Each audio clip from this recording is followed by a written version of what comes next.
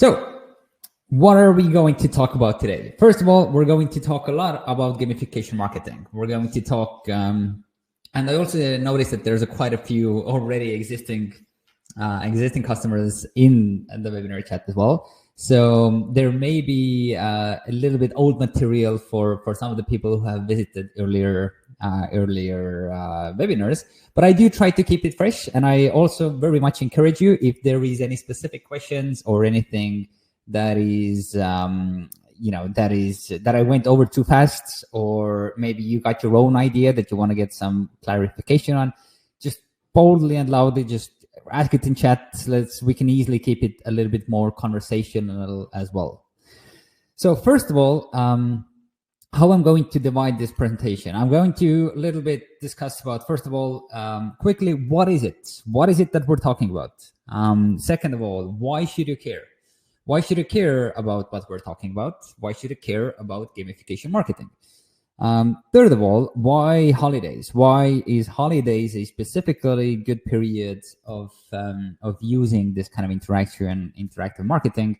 And then I did bounce around a couple, like 4 or 5 different ideas that I can present you.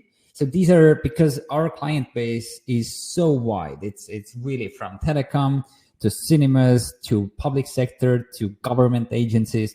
So it's very often very, very difficult to find campaign ideas that will resonate with everybody. So instead, I did try to take those key parts why those campaign ideas work and try to kind of build on that. So there's one keyword, and when we get to that presentation, that part of the presentation, then I'll explain what keyword I have in mind. Right. So quickly to glance over those of you who are not really familiar with the gamification marketing. I'm not going to stop here for too long. There are 2 different kinds of gamification marketing that you can think of. First of all, you can gamify your content, which means you have already content that you put out there, and you want to make it more interactive. You want to make it make it so that people who read your content can actually interact with, or people who watch your content can also interact with it. Then there's the second type of gamification, which are the actual games in the marketing. So you can design your own specific, your branded game, which people can actually play. So those games very often are not talking about your content. These are actually just playable games like Super Mario, Candy Crush, Flappy Birds, whatever. But the object here is for people to be engaged in your branded activity, what they actually enjoy, because no one can play a game while not enjoying it. Or like, if you wouldn't enjoy it, you can just, close it, not do it. So yeah, the second part is actually using playable games. So the reason why they're different is very often people kind of confuse them, they kind of assume that there's only one way. Every time we talk about gamification, it means to use games in your marketing, which is not true. You can use games, but you can also use different interactions. There's also the very old question of what is a definition for a game. So actually the word game is the most defined word in the English vocabulary. So for example, just to do an illustration, if someone would ask you, to spill out your, dirtiest secrets, then of course you wouldn't tell them. It wouldn't make sense. But if someone will tell you, let's play truth or dare. Now, can you spill out your dirtiest secret? Then now, for some reason, there is a game, like game rules associated of you embarrassing yourself in front of the people, and feeling obliged to just answer the question just because we're playing a game, right? So just kind of a sidetrack a little bit, but the concept is it's very hard to differentiate what is a game and what is not. And that is why in this specific context and this specific conversation, we are not focusing on the word game, but we're focusing on the word interaction. So in my books, in my mind, everything that is interactive is gamified. And in the gamified content, if visitors can interact with your content, that is gamified content. And in games, you convert your message into an interactive game. So that is our kind of starting point. That is where we kind of assume that every time someone can interact with you or the message or the product, then we're talking about gamification. So how this interaction can eventually look like. So there are different ways. So in the interactive content, your audience can either memorize things, for example, they can sort, sort words into specific order. So for example, if you would ask, what is your, for example, let's say there's a news article and it talks about, I'm just kind of coming up on the spot. Let's say there's a news article that comes up with, these tastes are the most preferred tastes, or let's say these world flavors are the most enjoyed flavors. Like you have Italian kitchen, you have Mexican kitchen, you have Japanese kitchen, and so on. So if you read an article about this topic, you can read through and say like, well, first is Japanese, like let's say the most enjoyed food is Japanese food, and then the second you will keep on reading, and the second is Italian, and so on. I have no idea what's the correct one. But if you want to gamify that content, then you give the power to your readers to first make a guess, to opinionate, and do that through sorting, right? So you will tell them, hey, what do you think? What are the most enjoyed flavors in the world? And in order to actually present your information, how about you sort all of these countries and all these country flavors into the order that matches your opinion, right? So now you're really doing interactive content, and then you can give them the end result, like what was the actual correct result, right? So that is the way that you can make your existing content interactive. And then when you're talking about games, then of course you can, as in all the games, you can run, you can jump, you can aim, catch. That's the kind of game mechanic that you're playing with. With all the marketing games, whenever you want to do any sort of marketing games, and you want to like custom develop them, which I really don't suggest, but you can if you want to, then be very afraid of involving more than one type of interaction. Like the maximum you should go with is in the game, you can run and jump, or you can run and catch, or you can aim and destroy, or whatever. But if it's going to be more than two, you're very likely to make it too complicated, and it doesn't really fall into the category of why you want to do gamification marketing, which we get to in a second as well. So what are some examples that we can see, some of our clients that they have built, and how do they actually work? So one of the randomly, the example that I just thought of is opinionating what is the preferred countries, flavors in the world. But here we can see like Air Baltic, they are doing specific promotion for countries that you can fly to from Tallinn, for example. So instead of just giving you a long article saying like, well, now you can fly to Gran Canaria from Tallinn, and you can also fly to Tampere from Tallinn, and so on. So they turned it into a memory game. So in the memory game, you would have to find and match two pieces. You'd have to turn around two cards to then find the correct pairs and find all the pairs within a given time. Here, you can create some kind of a competition as well. But the beauty of it is because you are interacting with it, you are putting your focus into each and every one of those items and each and every one of those locations independently, which makes it much better for a person to really understand what's going on. Now, if you finish this game, 5-10 times, which is very common for people to play them 5 or 10 times in a row, then chances are very good that you remember the objects that you played with. You remember that you played with Tampere. You remember that you played with Gran Canaria. So the message is delivered a little bit better. Right? Now, after the game, you can still direct them to a landing page. You can still direct them to somewhere where they can read, more thoroughly. Absolutely. And you can even take this experience and put it in the middle of the kind of content that you're proposing. So the second second example here is this guessing. So this is an example for a word guessing game called Wordle, where you're proposing different kinds of questions, and people don't answer just by choosing the correct answer, but they're answering in such a way that you're guessing what the correct letters in that correct word are, and you get hints. So if you have all the right letter in the right place, it turns green. If it's a right letter in the wrong place, it turns orange, and if it's turned black, that means it doesn't exist at all. So it's another way of kind of enforcing the information you want to enforce, but in an interactive way, so people can connect with the message. And the third one, like for example, the what startup would you rather invest in? This is called a battle game, where you randomly pair two options together, and then people give their opinion. What do they prefer, one over the other, right? So there's a lot of different ways you can use those games or interactions, and that's why I also mentioned that our client base is so huge. Almost every company that you can imagine, every type of a company you can imagine. So for example, we can have food producers who do the battle game where they ask opinions from their audience, which flavors do they prefer. So they could do it as a more like a feedback mechanism.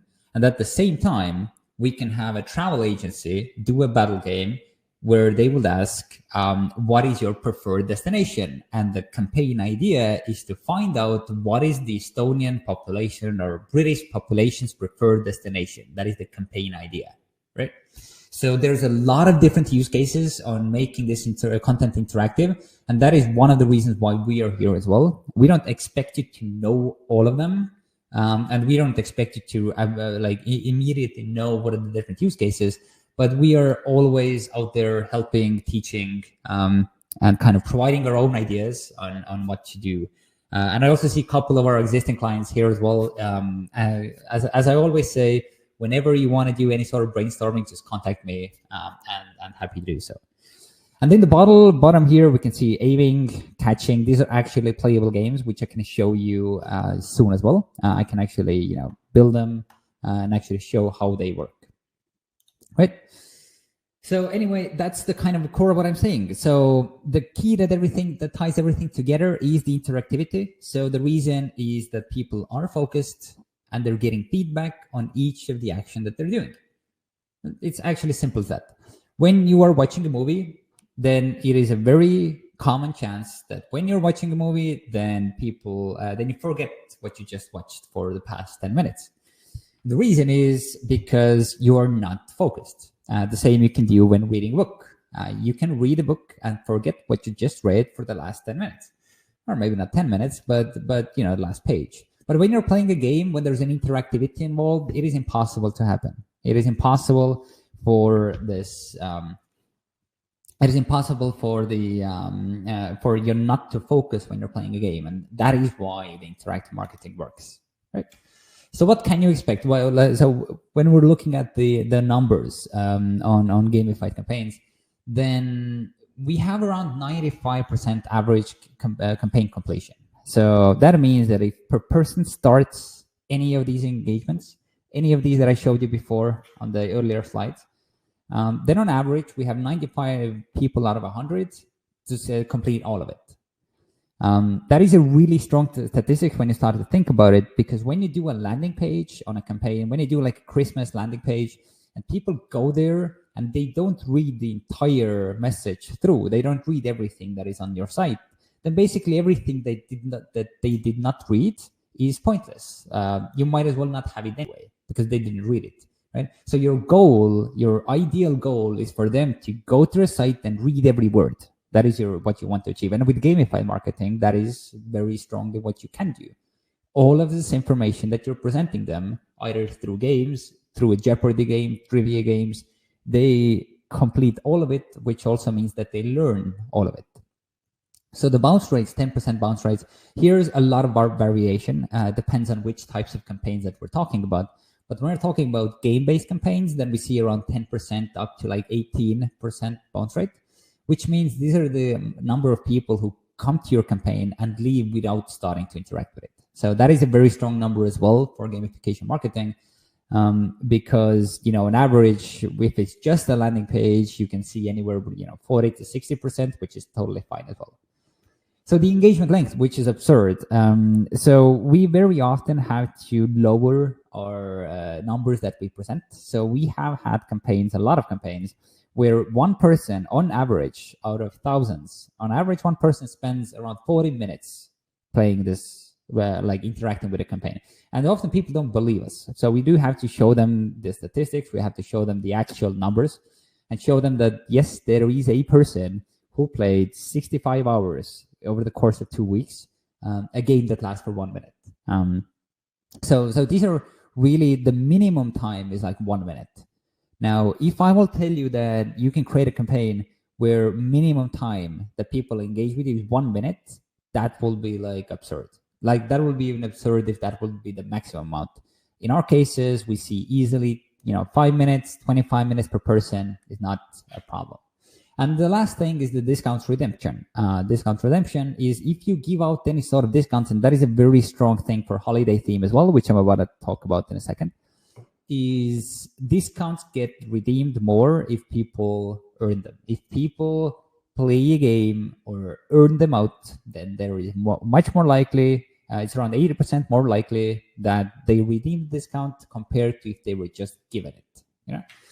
So there's a couple of more explanation. I'll go through a couple of those explanations as well to give you a little bit more background. So even if you go away from this webinar, you at least can have an educated conversation of why those things work. That is mainly my goal. So why, there is an Estonian language comment. Anyway, why there is a 95% completion rate, right? So what I like to say, there's this kind of a Newton's first law is this: object in motion stays in motion. And that is basically why I believe the completion rates are so high. That means if it's really easy to continue doing something, and it's quite hard to actually get you doing something, but while you're already doing it, then there are various different reasons why you wouldn't want to stop. You want to know what happens at the end. If you stop, then you feel like you lost all the progression. So once you actually get into it, it's much harder to stop than just closing the browser tab. Even if the game is midway through, you don't want to close the game because you know that you just spent 15 seconds and your score is much higher than than when you started. And when you close it, then the entire progress is gone, right? So that is one of the reasons. The second thing, why is bounce rate so low? One of the reasons why I believe the bounce rates and click-through rates are very high, click-through rates are very high, bounce rates are very low, is that you can use gamified copy. You can use this challenging copy, like play and win. You can use copy like challenge yourself, put your skills to the test. And everybody who are using gamification and gamification in marketing, I believe, should use this copy or this type of copy almost every campaign that you do, as long as it actually makes sense, right? So there's no other type of marketing that can use this type of a copy. You cannot have a video and say like, watch a video, like challenge yourself whether you can watch a video. Like, doesn't make sense, right? Or like challenge yourself, can you read through the article that I'm saying you, or whatever. So with games and with gamified content, you can, because there is always some scores to be had, some feedback, some interaction, some game loops, and we can at the end of the game tell you how good did you do, how well did you perform. Now people are much more inclined to find out how can I challenge myself, and if they already click on the ad or click on the marketing, then they didn't click to not find out how can I play and win. So they're gonna do this thing. One quick note, if anyone is taking notes, if you want to have the lowest bounce rates, then do not have anything else. Damien, so anyway, if you have anything else in the landing page where the game takes place, then it is much lower or much higher bounce rates. So my advice is always have the game being only thing in the game being only thing in the landing page that you direct people to. If it's recorded or not, I don't know. I honestly do not know. I think it should be, but I don't know. But I'll find out at the end of the webinar, I guess. So there's a private question being asked. So why are people reclaiming more coupons and more discounts through gamified campaigns? Because because people, there's an Estonian sentence here, but it basically says that people don't want to lose things that they have already earned, which I already explained earlier as well. It is much, much harder if I will give you something and you have to give it away. If you earn it and you have to give it away, you don't want to lose it, so you'd rather want to use it. But at the same time, if the thing that is just given you for free, so for example, if you walk down the street and someone gives you a random flyer saying that if you use this flyer, you get first drink for free in a bar, then you're not very likely to use it because you're just giving it for free. If you go to a street and like spin a wheel of fortune, and from that you get a reward, and that reward is the first free drink being for free, now that is much more likely, and around 80% more likely, that you will actually go and redeem that drink. That's very simple logic. So in holidays, what happens in holidays? Why is gamification in holidays quite a good thing? So first of all, it is a great time to stand out with innovation. Everybody are competing on the same market. Everybody are competing very aggressively on the same kind of, same kind of mediums. Everybody has their same banners and so on. But the other thing is that everybody kind of expects people to do marketing, right? So people are actually much more prone to take part in holiday marketing because they already expect there to be something, and that is when this play and win, challenge yourself, challenge if you're better than your friends really kicks in. So that's why in Christmas time, the bounce rates are usually much lower than in other times. The other reason, which is actually a little bit more impactful, is the fact that during Christmas times, people do expect to get prizes. So that is one of the reasons why people click more. And then people are more prone to advertisement and marketing. There's larger probability that behind those interactions, you can find a prize. Now, gamification really shines if you can give out any sort of prize. I always suggest to do some kind of a prize. So it doesn't matter which prize, it doesn't matter how expensive the prize is, as long as there is something. As long as there is something to give out, people who participate in, if the reward was 50 euros, will also participate if the reward was 10 euros. So the drop-off is really low. So, and during those gamified with those gamified campaigns, you can set scores and rules what is required to win those prizes, right? So as I mentioned, it's really high engagement and really high retention with those campaigns. If one person discovers one of those campaigns, it's very likely that they will come back on various different days, right? So once they do this and you kind of embed this campaign to your website, then this boosts the rest of your site traffic as well, because people are spending more time in your site. And during Christmas time, it's really valuable for SEO for people to stay on your site for a very long time. Now, but the major thing is it's the only holiday that you can really spam for an entire month, which means it lasts for an entire month. So it really starts from the 1st of December, not even earlier, where people are prone to those kinds of marketing activities, and lasts until the end of the year. So this is really where you can really take advantage of the retention building with gamification marketing. People are constantly coming back with the same budget. So let me give you a couple of examples as well. So there's a couple of I'm kind of gonna jump into a little bit of the metrics, but I'm not gonna focus on it too much. The reason why I wanted to bring it up is very often people are asking, like, what is the specific measure? What is my specific return if I do, if I do this kind of a gamification marketing? I can show you, for example, during Easter campaign. So this is an Easter campaign, right? So in the Easter campaign, you could have 5,000 leads in a small Estonian company. They're playing 200,000 times, right? So you can have an option, and this is like a Candy Crush game. Like you can swap two eggs next to each other to get 3 in a row, and then you score points. Now, if you create an advertisement or you create the marketing where 5,000 unique people leave you their contact information, but they also do visit their site 200,000 times, then it's definitely a no-brainer that that's something that you would want to utilize, you would want to use. Now, the second thing is, on average, one person plays for 40 times, and it lasts for 1 minute on average, right? So that means you get not 40 minutes per engagement per customer on your website, and with the bounce rates of 9%, then people who are right there are very less likely to actually leave. So this is a campaign that lasted throughout the entire Easter. You get people coming back and competing for the highest scores. And once the game ends, then you can raffle the main prize out for all the participants. So the second part is, how long are people focused, right? So you can either have like 15 seconds scanning through the text, or you can have 5+ minutes when they're really learning about your message.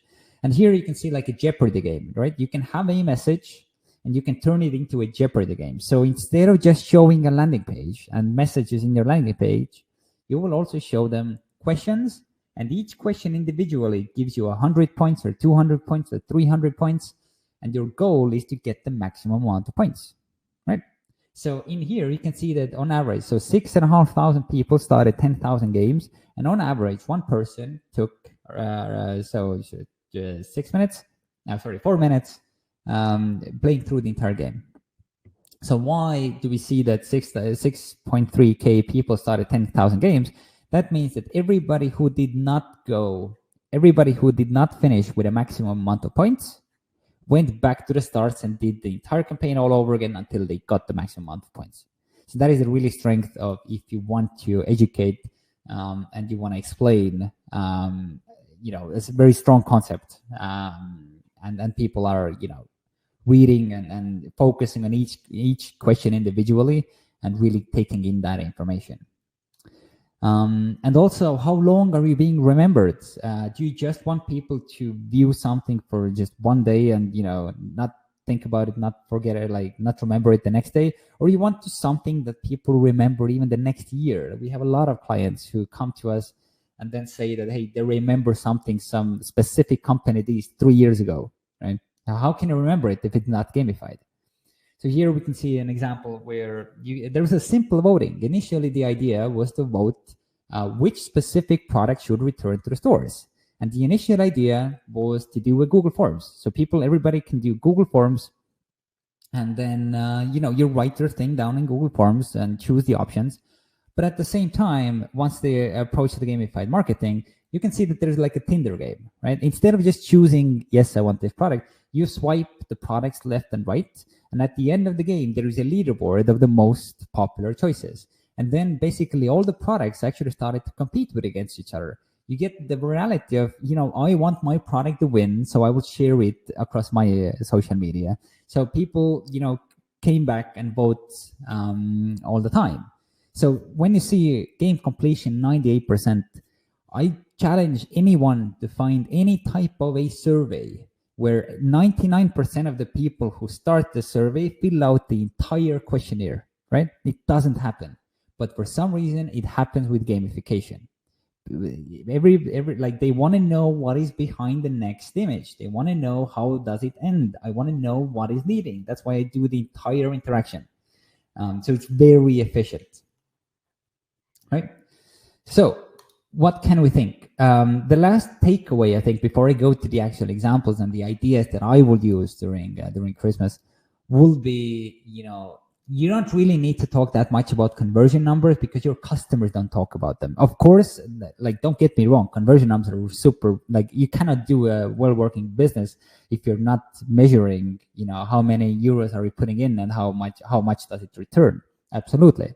But don't forget about talking experiences as well at the same time, because your customers are talking about these experiences. None of your customers really say that, I like this brand because their click-through rate is over the roof, right? Or I like this brand because, their margins on Facebook ads are really high, right? They talk because I like this brand because I remember what they did and I remember how I engaged with them. And that is the key part. That is one of the things you cannot measure, which is the brand awareness, which we are really working on. So what are some different ideas what I would do? So first of all, as I said, I would very much focus on retention, right? So what I will do is, first of all, I would, if you don't want to do like a complicated advent calendar, I will add a widget or a pop-up to my site that is a Christmas-related Wordle game. So every time someone comes to my site, there is a new word to be guessed that is related to this this season, this Christmas. And on Facebook, on social media, and on Instagram, I will invite people to guess, what is the today's correct word. Like, challenge yourself. Can you find all the words, right? So at the end, I will raffle prizes between those who guessed at least 5 words. But you can only guess one word once. You cannot play again once you've already. So if you fail to find the word, you will have to come in back next day and then see if you can do it. So how I would actually do it, I can quickly do a screen share. How does it actually look like? Is I can go to the software, quickly build a Wordle game. So I'll build a Wordle game, and I'll show you a little bit inside of the software as well. So build a Wordle game, and in here, so as you can see on the software, so this is how like on the right, I can see how the game experience works. I will put in letters and I can enter them. And on the left, I can then change everything about the game, right? So here I can change the question. I will change the question of what is today's Christmas related word? And let's say it's Santa, right? So these are the extra letters to confuse people. And say this day I'm going to do like 4. You can have 4 guesses. It's quite an easy one. So here I can set up all the visuals to match my branding and everything to make sure that the game really looks like you're branded.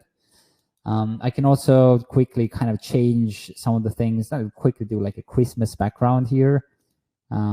So we have a little bit more Christmas feeling. I'll do like Christmas snow effect. And here I will have the text saying, see if you can guess today's Christmas related word, day number 1. Right? And now basically what I already have is I have this kind of a landing page. When people come in here, then they leave their contact information, they leave their full name, submit, and then what is today's Christmas related word? So I would imagine that, random letters. So S is the correct letter in the wrong word. So I will do Santa, right? So now I got it correctly. Now this part is over. I can come back the next day. Now I can take this experience, put it to my website as a pop-up, as a widget, as something, and I already see a heightened amount of engagement, right? So going back to the screen share off and the slides start, right? So this is one of the things that I will do. The second thing is, of course, the advent calendar itself. Now with the advent calendar, it's really, the reason why I believe a lot of companies don't use it is because it costs a lot of money to create. So usually it takes well over 10, 15, 20,000 to build their own custom advent calendar. But here you incentivize people to come back and open new presents and delight each day. And that's the same way the reason why it's working is because people are very open to this, getting gifts, and there's a reason why they can earn new gifts each day. So here, again, one thing that we really suggest, and you can do with our software, if you want to find any other softwares, be my guest. But in our case, what you can really do, and I'll choose the same Wordle as an example. So what you can do is here. So this is the Wordle that I'm building. Now I can really quickly build an advent calendar, right? So it takes me a minute. It actually takes me less. So I will come in here. I'll create an advent calendar. Right now, and I will say there are 23 doors. I will say that the font should be much smaller, and the doors should look something maybe like this. And so I also have the doors there. I'll make the door color white, and now I also have a background for the campaign. So I'll put the same Christmas background, right? And the doors are too large, so I'll maybe make them a little bit smaller. No, that's actually fine, right? Boom. Now I have an Advent calendar. I can put it anywhere on my website, but what happens if people click on it? So click on door number 1. So they presented with the lead generation form. I always suggest you do the lead generation form before they see anything else. So first of all, if you already are so invested that you want to know what's behind the door, and you also want to get leads, then you are very likely to fill out this form as well. And now the user doesn't need to collect leads anymore. So every time that user comes back, you always know what the user is. But what happens behind door number 1? That is the key part. So I suggest having in the calendar setup, you can choose either open an URL, you can choose to open a price, which means that a model opens up and you give out a price through our system. Now, the third thing you can do is you can open a campaign. So if you open a campaign, so we can do the same Wordle. So where's the Wordle that I built? It was called Brave Campaign. I'll rename it to Wordle Day 1. So in the Christmas Advent calendar, I will now open Wordle Day 1, right? So the next day I will open Wordle Day 2. So every time they will come back, they will see a new Wordle. So in this case, this is day number 1 Wordle, and today we are guessing, the Santa. If I get this correctly, I can already give a prize to someone, but I can also store a tick that that person has scored 1 point. So I can give them prize later. But what else I can do with the Advent calendar? I don't only have to do the Wordles. I can also do engagement. So let's say on day number 2, and that is where I go to the 3rd. Actually, I can just show you the presentation from here. The third idea, which is actually the week-long competition on games. So you can use different games and have a competition that lasts for an entire week, right?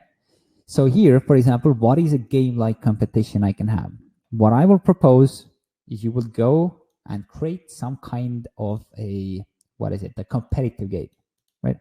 So let's say we'll do a bubble shooter. So it's a very good kind of a very high engaging game. The second is match 3. So if I create a bubble shooter in the software, so here I can now see that on the right, this is how the game looks and feels, right? I can shoot bubbles and then try to eliminate some, I need to get at least 3 of the same in a row. But of course, those icons are not the ones that I want to use. I want to use my own icons. So I will just replace all of these icons in the game with some Christmas related, what do you call them? Christmas tree decorations, right? So let me add one more. Good. So now I have those bubbles, and now I already have a game where I'm kind of shooting those Christmas related bubbles. I can of course change, how large the grade is and so on.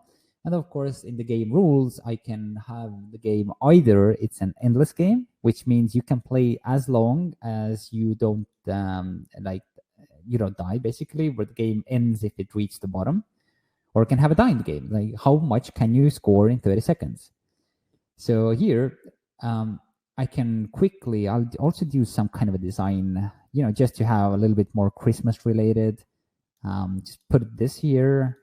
And then maybe let's do some snow effect as well, maybe a little bit faster, with larger flakes, right?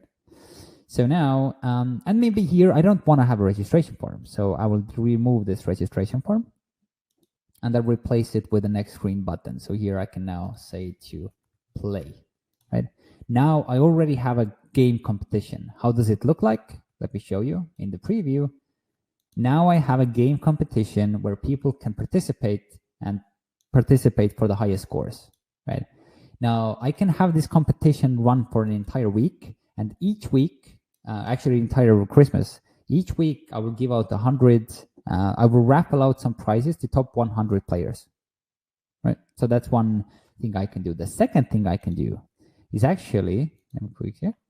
The second thing I can do is take the same Advent calendar that I just created. Here, this is the Advent calendar, and say on day number 1, there is a Wordle. Now, day number 2 is where the game campaign starts. So what did I call the campaign? I call the campaign a fruities campaign, right? So now the second day is actually Gamify campaign. So that is how I will kind of have the advent calendar set up to have as many different types of engagement as possible.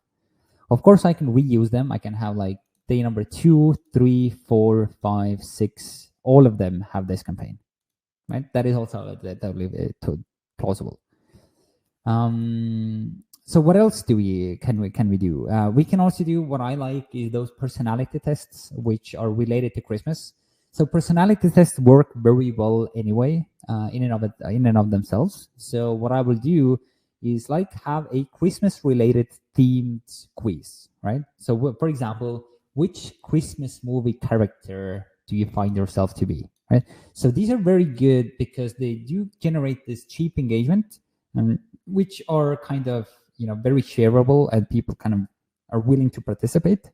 So in that case, if I also go back to here and go and actually create an example, so I will go to a campaign and I will create a new campaign. I will create a personality test, right? So here in the personality test, you can have questions. Let's say, first of all, do you, how early do you like to wake up during Christmas? Yeah, you can have your own options. You can have like 8 a.m. You can have like 12 p.m. 1 p.m. like 13 p.m. 1 p.m. or maybe 6 a.m.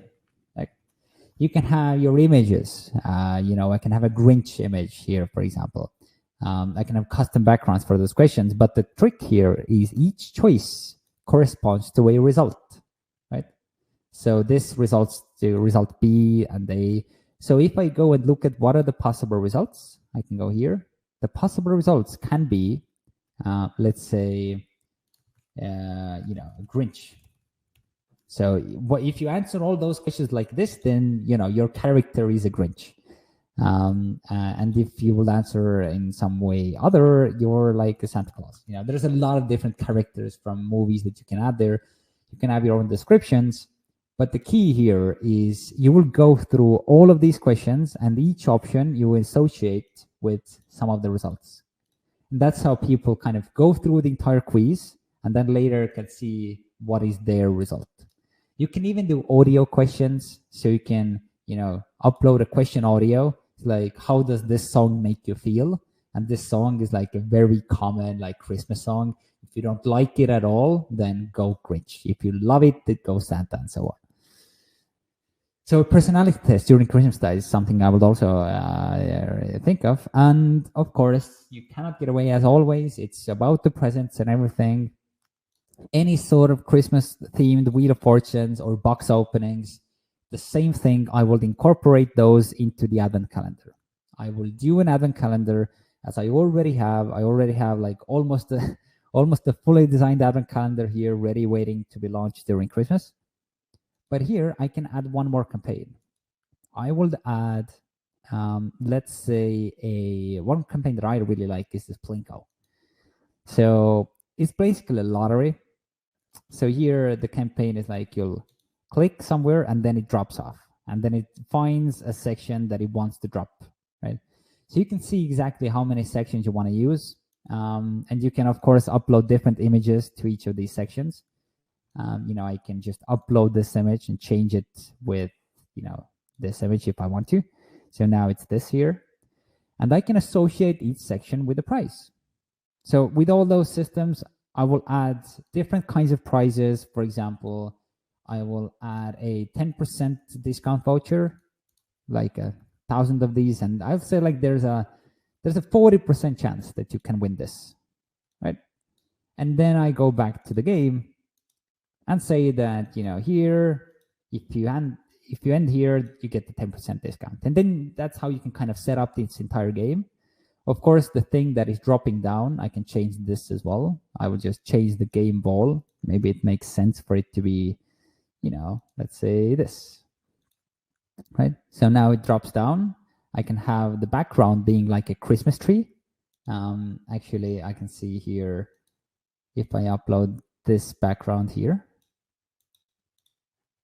oops, Now in the game, it's kind of like this falling down a Christmas tree, like falling down into the present below the Christmas tree. What is your present going to be, right? So again, creative ways to do lotteries, not just, leave us your contact information and participate in a raffle, but have them really be engaged and have them really kind of earn those wins and make them feel that once they actually got the prize, that they would want to use it. I think that's a very key takeaway. Going through all the examples I wanted to go through is just this kind of last kind of way, or last kind of focus, that if you really want to use them, I will suggest having each campaign living separately. So it's one thing to put them in the middle of the entire content, but I will really suggest you take one campaign and you can put it to your website, but have there be the only thing that happens in that website, right? So not the entire website, but on that landing page, the only thing that happens is that game. That just creates the best results. And also promotion is key. Like, put some time into the social media campaigns on the actual, visuals. Try to use those words of play and win, participate and win, challenge yourself, all of those things. Really make use of them. And in that case, all of those Christmas campaigns should be really successful. So right now, I've gone through most of the things that I wanted to say. Of course, I will send you over, if there is a recording, then I will send the recording as well. I'm not sure if I'm going to be able to share the slides, but if you really want to, I may. Depends if you want to. If you have any questions right now, meanwhile, you can feel free to ask anything that I may have left out, or if there's anything that you want me to focus on a little bit more. Otherwise, I would highly encourage you to go to the website, like our own website. And as I mentioned before, we are very happy to kind of do individual brainstorming sessions, like which type of engagements and gamified solutions will fit you the most. So it always comes with our kind of help, and it always comes with our, what's the word? Consultation on you may not know what you want to do, but we're here to help you.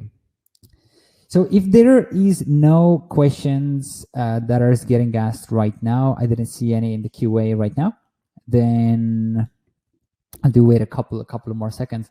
Then I'll redirect you to a next logical place. And also thanks for joining in. Thanks for coming in. And I will definitely talk to you soon. So I'll redirect you for now, and let me get in touch if you want to discuss further.